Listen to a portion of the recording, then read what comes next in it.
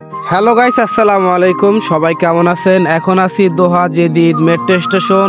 আবারও চলে আসলাম নতুন একটা ব্লগে।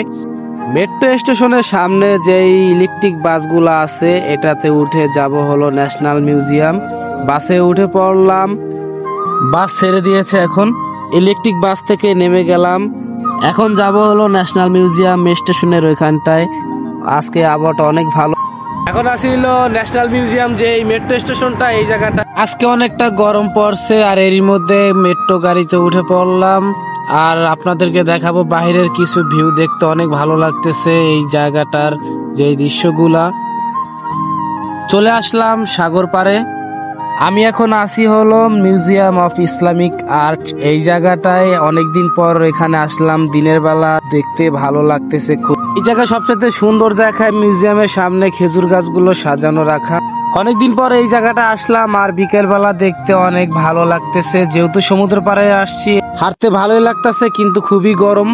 এখন যে এই জায়গাটা আছে এটা মিউজিয়ামের সামনের জায়গা। দৃশ্যটা এখন উপরের দিক যাইতেছি আর উপরের ভিউটা আরো ভালো। মিউজিয়াম অফ ইসলামিক আর্টে উপরে ওঠার সময় যে খেজুর গাছগুলো দুপাশে সাজানো অনেক সুন্দর লাগে এখানটায়।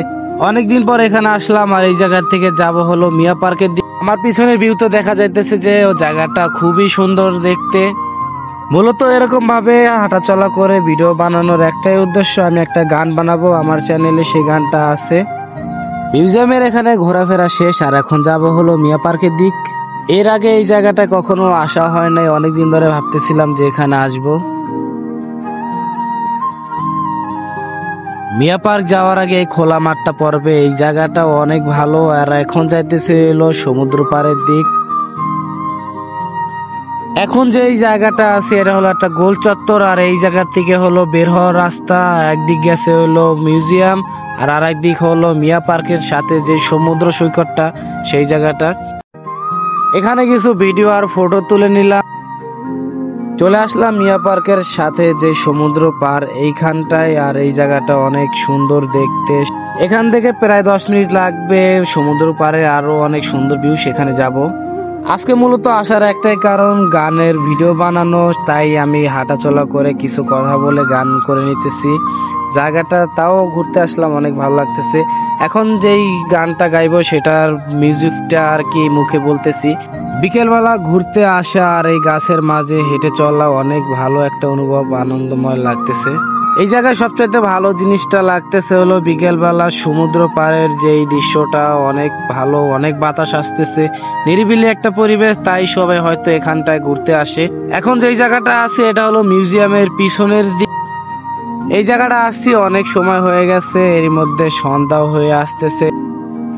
এখন যাচ্ছি হলো মিয়া পার্কের একবারে শেষ প্রান্তে যেই সমুদ্র সৈকত, সেখানটায় চলে আসলাম। আর এখান থেকেই হলো দেখা যাইতেছে সিটি সেন্টারের যে ভিউটা দূর থেকে অনেক সুন্দর লাগে। আর আশপাশের যে পরিবেশটা হলো অনেক নিরিবিলি। আমি যেখানে যাইতেছি সেখানেই গানের ভিডিওটা করে নিতেছি, তাও এই জায়গাটা অনেক ভালো লাগতেছে। অনেকদিন ধরে চিন্তা ছিল যে মিয়া পার্কের যেই লাস্টের সমুদ্র পার সেখানটায় আসবো, তাই আজকেই চলে আসলাম ঘুরতে।